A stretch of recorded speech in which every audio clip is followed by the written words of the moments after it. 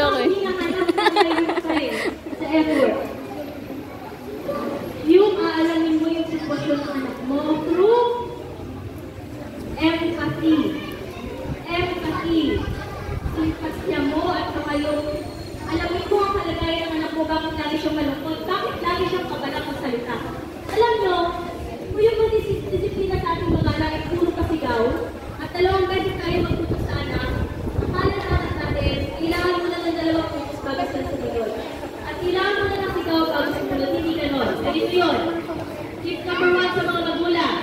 Kung mayroon kayong iuutos sa anak ninyo, get their attention first by calling their name. Anak!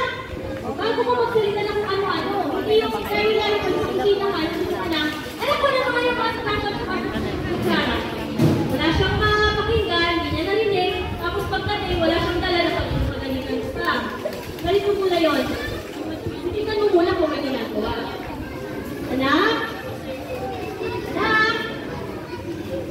Pag hindi mo sumagot, hindi ko sabihin, baka naglalaro mo ng cellphone. Tingnan mo muna. Pagkakita mo, anak? Tapos stop ka muna, nandiyan ka sa harap niya. Anak? Sasabihin ako sa'yo, makinig ka muna. Okay, pakikuha ng kutsara at tinidor nandun sa ating lamesa.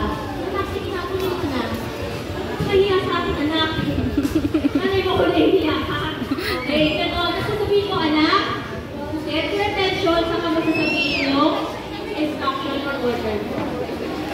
Pag nagbibigay kayo ng order, huwag kayo magbibigay ng reason bakit nyo binibigay yung order. Why? Lalaki yung anak ninyo na lagi hindi nakasun muna bago kayo sundin. Instead, kung sasabihin ninyo, anak, pakikuha ng kutsara at ng tinidor. Pagdating, pag na-obey na nasa kanya sasabihin, para makakain ka na. Kaya kung mag-prepare yan, para makakain ka na. Then, later on, nalalaman niya na, ay, nilatas ka lang wala ng kutsara at tinidor bago kumain. Kaya, pupunahan ka na niya sa susunod, pag yung kanyang ginawa ay relate mo. At sabi ko, very good anak. Okay? Next ay A. A